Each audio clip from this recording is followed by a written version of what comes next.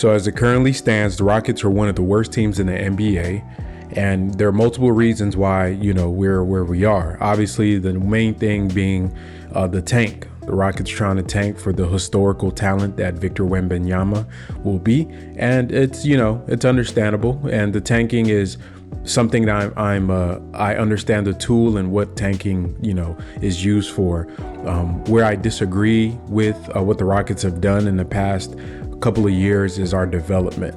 I think we have underdeveloped some of the players we have, and a large part of it is due to a mismatch between the roster that we currently have and the system that these guys are being put into play. In my previous videos, you've seen the remarks I've made about Jalen and his playing style. Jalen is a guy that's good coming off of screens and dribble handoffs. He's a guy that's good in movement, as a movement shooter, coming off different actions that get his speed and athleticism and his shot making into space and creating space for him, because as it currently stands right now, Jalen is not a great isolation player. He does not have a bag like that, and that's okay. He's a smaller framed guard, doesn't really have the body right now to be able to move guys when he gets downhill. The handles are decent, but they're not, he's not a Kyrie Irving. He's not a James Harden. He's not one of those guys that can kind of pit pat the ball and be able to shake guys like that. So when you have a small frame guard without the body to drive and your offense is not conducive of generating space within itself, then you're going to have the struggles that he has right now. And, that's a mismatch for him. He's not being put in the most advantageous positions to really be able to learn how to utilize his current tools. Now, this is not saying that he's not going to have 40-point games and 30-point games. He will, because he's talented. But the reason that he goes through month stretches of shooting below 40% from the field is because of this reality that we're in. And he's seeing more bad days than he's seeing good days. So there's a mismatch. There's also a mismatch when you run the most pick and rolls in the NBA and you're one of the worst pick and roll teams, right? That should tell you, that should be an indicator that whatever you're doing is not working. And some people will say, oh, well, they're just doing this to tank. Well, no, you can walk and chew bubblegum. You can do multiple things at once. You can develop a system that you want your guys to be successful in and learn to play in, that will scale up to when you do tank and you land these players that you want. Then you'd be able to get them going. And once the players come into fertile soil, they'll be able to grow and develop to reach the goals that you're trying to reach of being a contender. There is no switch to just turn that on. So the system is mismatching. If you guys remember where Golden State was with under Mark Jackson, now their circumstances were slightly different. Obviously, they drafted Steph in 2010, and he came into the league.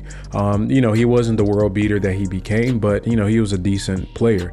Definitely a player that had the shooting ability that he did. And similar to Jalen, Steph was in a system that basically wasn't maximizing his strengths.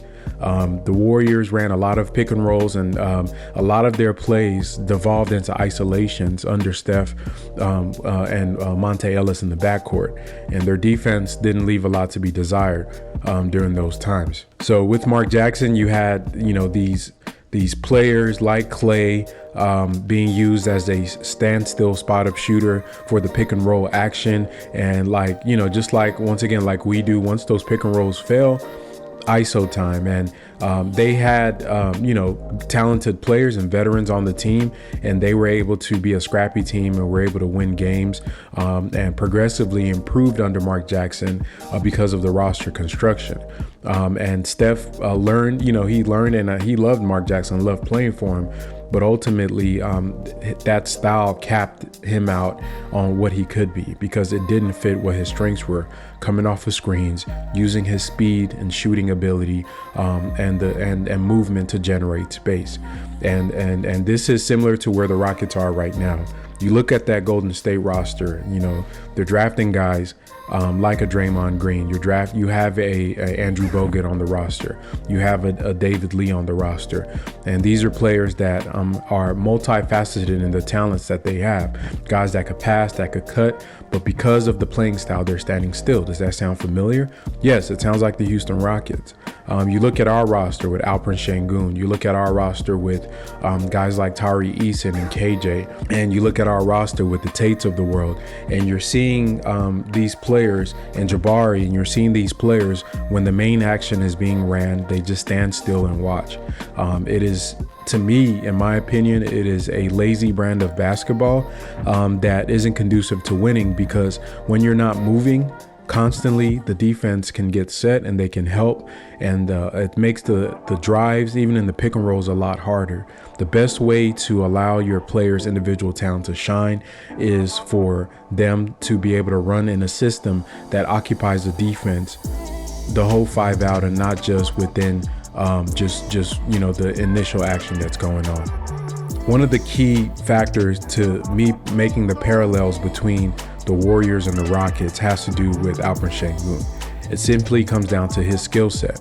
Alperen Sengun has a unique skill set for a post player that is desirable around the NBA.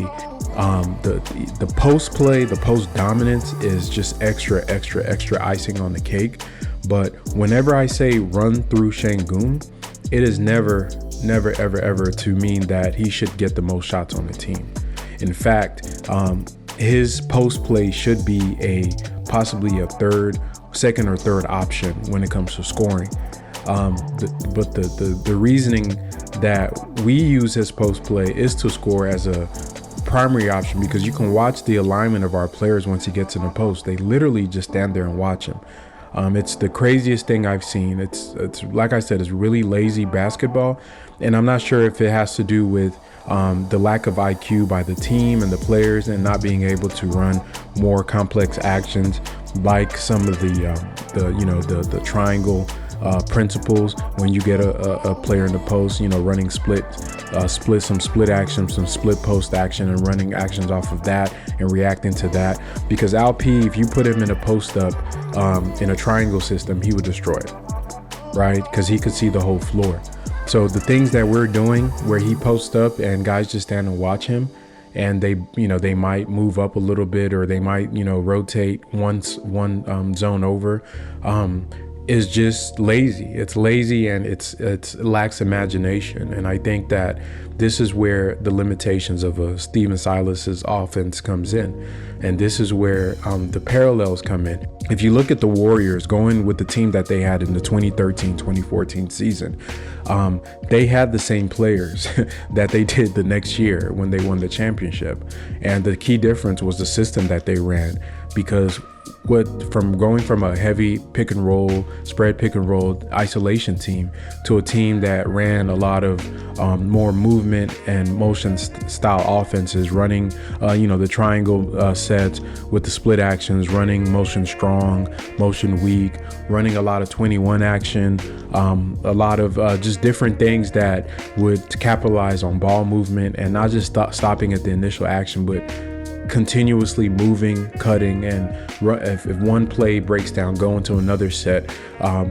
That was what changed that team that was a scrappy first round exit to a champion. And that's where Steve Kerr comes in his system. And Steve Kerr in an interview with B-Ball Breakdown is quoted to basically saying that what he tries to do is maximize the players, and that's what the coach's job is, to maximize the players that they have on the roster. Not to fit your system, but your system is to fit the players, right? The players you get. And what he noticed was that he had a lot of guys that were hoopers, guys that knew how to pass. So he said he stole from multiple coaches, including, Popovich, Mike D'Antoni, different coaches in the NBA, and used their system to be able to generate what we see as the Warriors motion offense, or whatever you want to call it. And to me, that's where we're failing right now. We have a system and a coach that is fairly rigid, and a front office that's fairly rigid to a playing style, that's not willing to be able to create something that could develop and cultivate the players that they have in-house. During the Warriors' ascent to greatness, the season before in 2013-14, Draymond Green, which is one of the most important pieces that they have on that team. And to me, the archetype we already have is there with either with Sengun or Tate. I don't think Tate it'll be as great as a defender, but the archetype is there, meaning a guy that you could put in the post, that could eat in the post if you wanted to. But the main thing is that they're a great passer and screeners. So I think we have players that in a much lesser extent could fit that bill. Draymond Green in his the year before Steve Kerr gets there was only getting a few touches in their system. He was only getting 16 front court touches, and a front court touch is a touch that you get once you pass half court, and the touch is when you touch the ball. It is not a shot. A shot is usually, as it relates to usage stats, usage calculates a touch that ends with a field goal attempt. I'll keep it as broad as that. But a touch is literally just touching the ball. So if I dump it off to you in the post, you touch the ball. If you pass it back out to me, I touch the ball. I could give it back to you, you might hand it off. Those are touches, right? And Draymond in Mark Jackson's system, which is similar to what we kind of run, not so much, but there's a lot of similarities there. I was only averaging 16 front court touches at that time, with Steph averaging 24.8. And obviously the team had a lot of different guys like Monta, Ellis on there, David Lee, and different guys that would also get a high amount of touches. And it was really just my turn, your turn. A lot of isolations, a lot of broken plays, and lazy effort on doing things like setting screens and things like that. Now you go to the next year where Steph becomes basically the player that we know him as in 2014-15, his first MVP season. You see a dramatic change in the way they do things.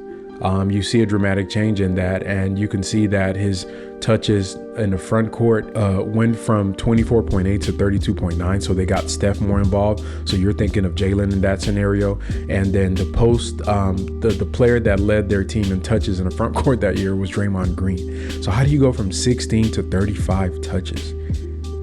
Do you guys understand what I'm trying to say? It takes a certain creativity to be able to have the foresight to understand that Draymond is that talented. Steve Kerr did that. Steve Kerr did that because Mark Jackson wouldn't. And it limited the team. And you see that this guy goes from 16 to 35 touches. He doubled his involvement in the offense. And Draymond and Andrew Bogut became the hub of the Warriors offense. Draymond Green was touching the ball more than Steph Curry. And this is Steph's MVP season, his first MVP.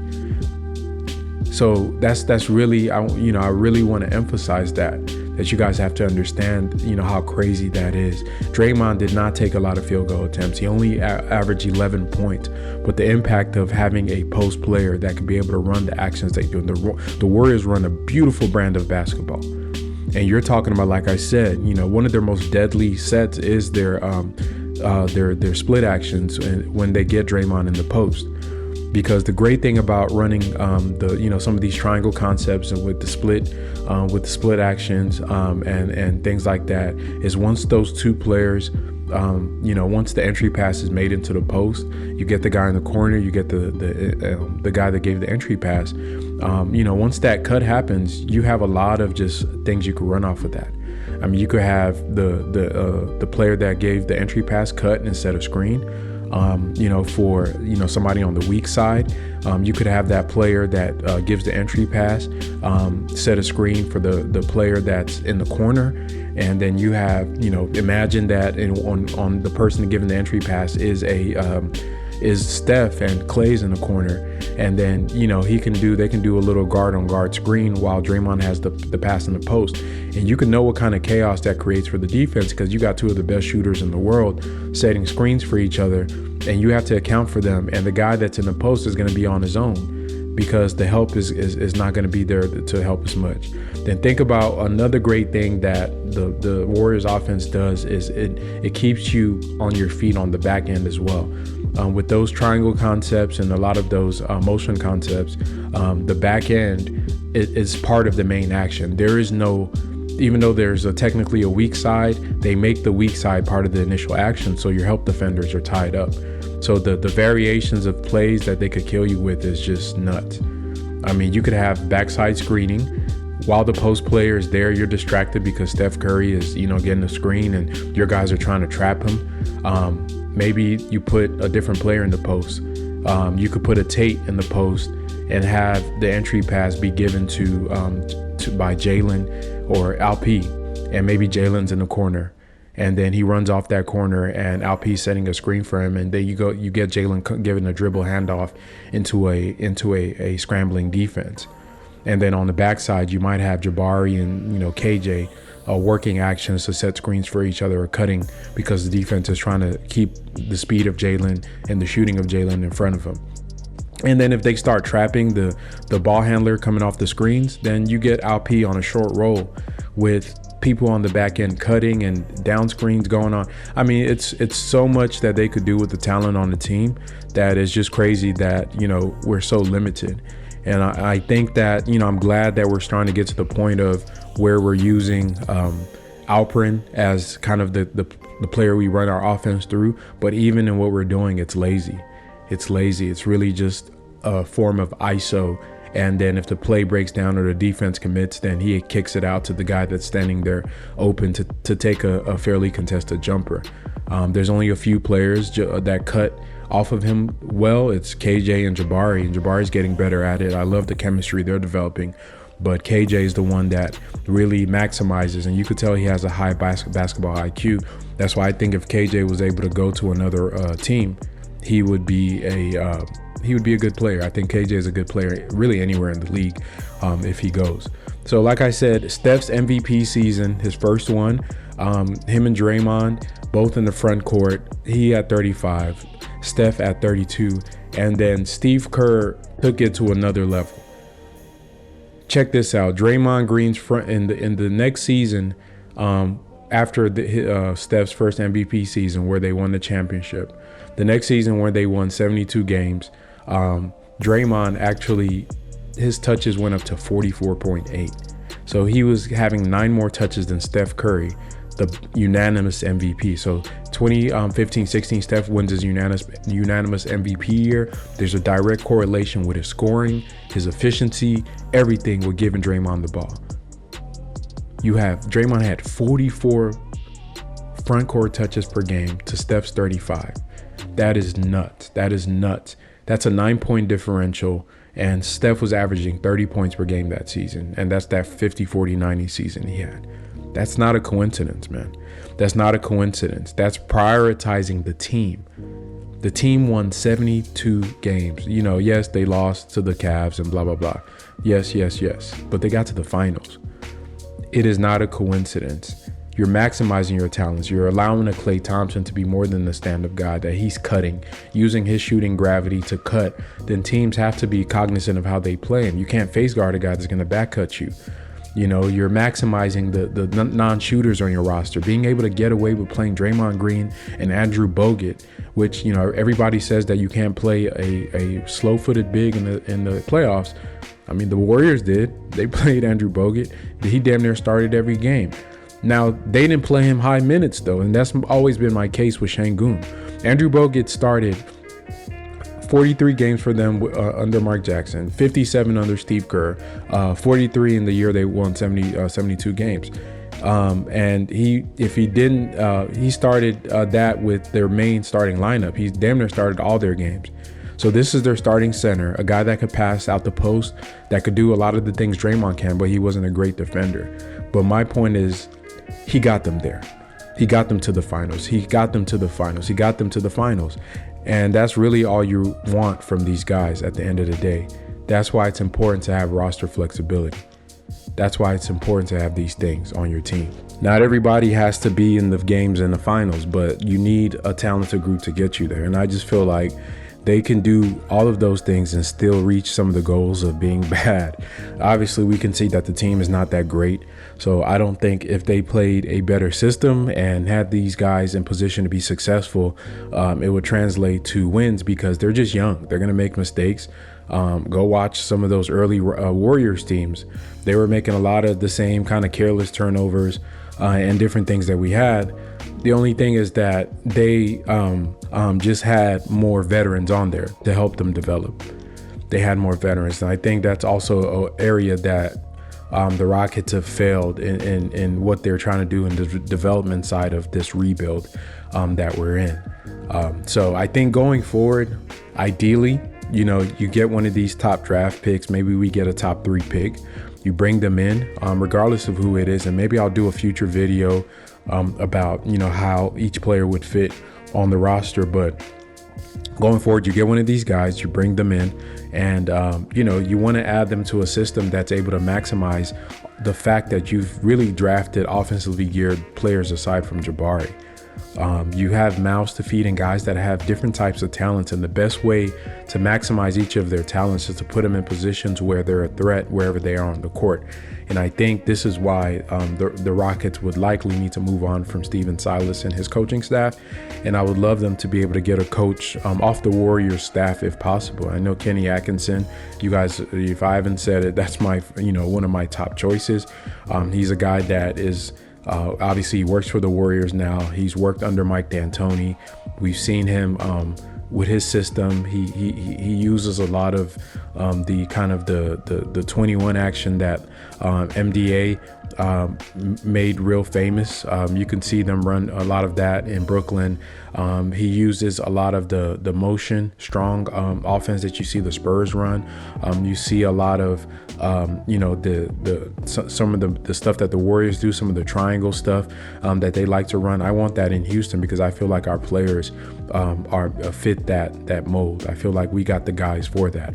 I feel like Jabari, Sengun, and Jalen are a perfect triangle team. I feel like KPJ is a perfect player that's in the triangle, being able to cut, spot up, shoot, play, make. I mean, we have the guys. You have guys that could pass. You have guys that are athletic, that could cut. We just need to be able to cultivate their IQ and bring them into a system that helps them be the best basketball players that they are. And currently, this is where I'm at as far as grading our development. I'm going to give it a big fat D. For that. I don't think it's a A or a B or a C because I just haven't seen that. I'm seeing a lot of the mistakes that the guys were making, you know, in their rookie years. They're making the same mistakes now. So who's that on? We don't know. We can't tell who that's going to be on because, you know, there's been a lot of different things about who's, you know, in the kitchen. Maybe there are too many cooks, but damn it, I just want a good meal at the end of the day.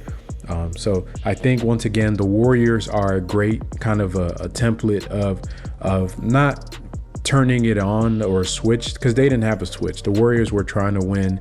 As soon as they drafted Steph, they've been trying to be competitive the whole time. And to me, that's the best way to do it. And, you know, they were bad enough to be able to get the 11th pick and draft Klay, and they, you know, drafted Dre and you know, as a late pick. And you have to hit on all your picks, and they just developed these guys. And their scouting department were able to scout these guys and identify the talent that they had. And once they saw what they had, they were able to identify the coach that needed to do that. And that's where you hope for Rafael Stone that he's doing. You know, you hope that right now Stephen Silas is just the coach that they're using to accumulate talent. And then once they've identified, okay, we know who X, Y, and Z is, then we can find a coach that will be able to maximize that. But once again, they could have been able to try to develop some better accountability and just basic like leadership things that kids need to be successful the whole time. I feel like whatever we do, if we get a new coach next season, it's going to be year 1 for us all over again when it should be year 3. And you know, which is disappointing, but at this point you just have to maximize what you have left, and you just hope that you get the guy you want to draft. Hope you get the guy you want to draft. I'm not saying in this video that Jalen Green is Steph Curry or Alperen Sengun is Draymond Green or any of these players on the Warriors. What I am saying is that we have a team full of young, athletic guys that have multiple skills that they can do. We have guys that can pass. We have guys that can score. We have guys that can shoot. We have guys that could post up. We have guys that could, you know, that do multiple things. Some are good in the mid range. Some are good on the perimeter. Some are good as movement shooters. Some are good in isolation. You can't lump all your eggs into one style of pick and roll, spread pick and roll, and ISO play, and you know, DHO here and there. Run a little bit of horns here and there. Run you know, some guard to guard handoff here and there that ends up in isolation regardless. That's not going to maximize all your players. In fact, you're just letting your players kind of regress in that process. So they need to do better. You hope they're going to do better. You hope that they bring a coach that will do better. And if they can't bring in a coach, then you hope that a GM will take over that'll do better and be able to get us to where we're trying to go. I think the veteran acquisitions are going to be important. I think that veteran structure will accelerate some of these growing pains that they have. I feel like, you don't throw the baby out with the bathwater. And I feel like they just need to get some guys that can hoop, whether it's in a draft or whether it's in it's a free agency. Bring some IQ into the organization. More guys like Tate and KJ, more vets like that are more older and fit the need of position of need to be able to kind of display for our guards and some of the other positions what we want to do. Bring in a center that can help Alperen as well. He needs a vet. You know what I mean? So bring in guys that can help your guys out. Bring in some tough players. Bring in guys that have been there, done that, so they can show them. Bring in a coach that can maximize all of that and make that into something. And then maybe in a few years, we can look back and say, these were just the dog days. And, we can look back and look at our team contending and say that, we took the leaps when we had them. Otherwise, if they keep going as it is right now, it's not going to end well. It's not going to end like the Warriors or any of these successful rebuilds. The main thing, you got to be able to identify the talent you have and be able to maximize it. Identify your talent and maximize it. Can't let ego or anything get in the way. They have to identify and maximize. So you guys let me know. What do you think about this? Do you think that the Rockets are on the right path with their development philosophy? Do you see the parallels between the Warriors and some of the mix of player skill sets that we have? I mean, I'm thinking about a Klay, Thompson, and Jabari. I'm thinking about a Sengun and Bogut, or Sengun and Draymond. I'm thinking about a Tate and a Draymond. I'm thinking about, I'm thinking about Jalen and Steph. I'm thinking about, just different guys like that. Tari, maybe that Iggy, but I'm not sure what his playmaking's like. I'm just looking at these archetypes. I see a lot of similarities with that Warriors teams. I just think that they have more vets. But y'all let me know. Do you see the similarities? Am I way off? Am I crazy? Do you love what we're doing right now? Want to stick with it? Do you think we should scrap the offense? What what coaching system do you think the Rockets would be good in a triangle? Or running some of that Spurs, the motion. I think we do run a little bit of the Spurs actions that we do. I'll give Coach Silas that. We do a lot of those double stagger screens. They just end up in isolation. That's what I hate. But y'all let me know in the comments, where do you stand on this? And as always, keep supporting the channel. Thank you guys for helping us continue to grow and grow and grow and grow. And we're going to keep dropping this fire.